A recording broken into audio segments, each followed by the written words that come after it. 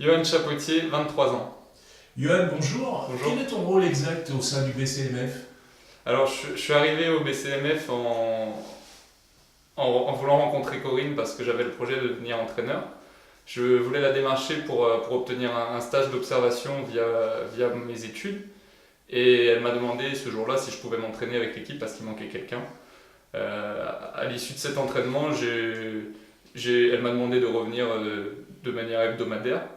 Et en fin de saison, j'ai souhaité intégrer le club en lui demandant si je pouvais me former avec elle.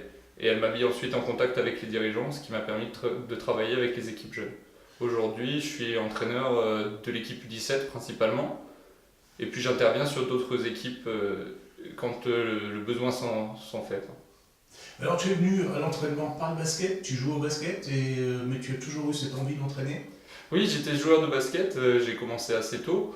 Et quand j'étais en catégorie minime, je jouais au CAS Basket. Et j'ai eu un entraîneur qui s'appelle Geoffrey Louillat, qui est aujourd'hui entraîneur en National 3 à la Pontoise.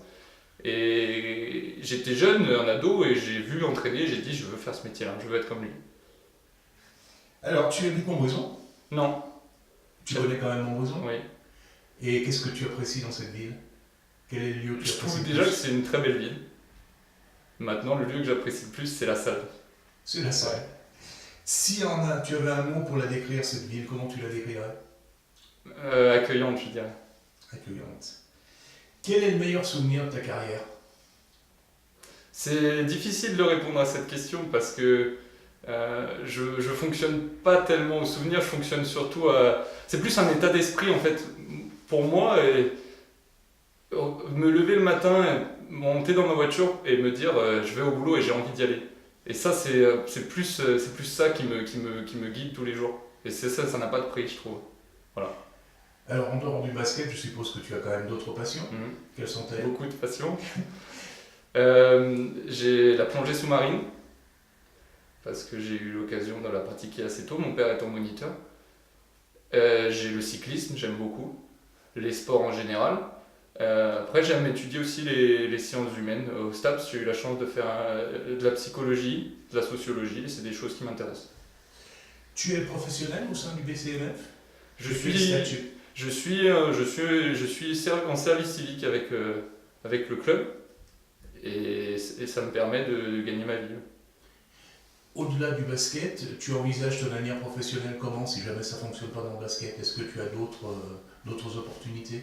C'est un métier où il faut s'y jeter à corps perdu, sinon on ne peut pas réussir. Donc je suis dans le basket et ne m'accorde pas l'option de ne pas réussir dedans. Je veux devenir entraîneur et je vais faire tout pour.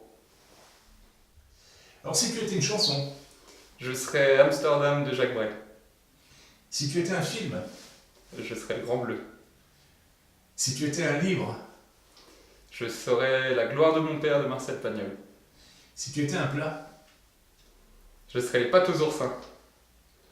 tu peux nous décrire cette recette? Ah bah, c'est assez simple, il faut faire bouillir de l'eau, mettre des pâtes dedans. Et ensuite, il faut l'agrémenter de crème fraîche, d'oursin et de basilic. Si tu étais une boisson, Euh, Probablement le rosé.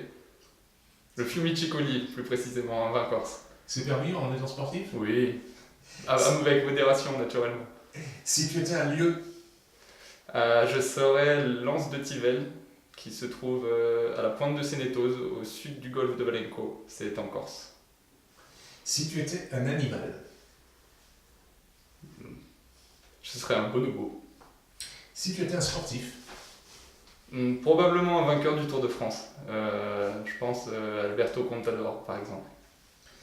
alors si un jeune venait te voir et puis te demandait en fait comment on devient sportif de haut niveau, comment on devient coach, quels efforts il faut faire, qu'est-ce que tu lui conseilleras? Quand je suis arrivé dans ce club, je me suis fait faire une plaquette d'entraîneur sur laquelle il faut faire les schémas. Et sur la tranche de laquelle j'ai fait écrire le sport consiste à déléguer au corps les vertus les plus fortes de l'âme. Ça veut dire, pour moi, qu'on est sur le terrain ce qu'on est dans la vie de tous les jours. Donc, pour réussir dans le sport, il faut d'abord être une bonne personne dans la vie, et il en découlera d'être un bon joueur de basket ou un autre bon sportif. Parce que je pense qu'il faut une force de caractère pour réussir à un certain niveau dans le sport. Mais il ne faut certainement pas qu'elle soit un frein à la remise en question, à l'humilité. Et dans le sport collectif en tout cas, que l'intérêt personnel ne prime jamais sur l'utilité qu'on peut avoir au sein d'un collectif. Parce que ce qui est nocif, c'est quand un sportif commence à penser à lui, à ses statistiques, à son temps de jeu, à sa relation au coach. Je pense que c'est ça qui bride les gens. Mais si on est toujours au service de l'équipe et qu'on se dit je vais être différent des autres, je vais apporter ça, on peut réussir à mon avis. C'est un beau message. Merci beaucoup. Merci.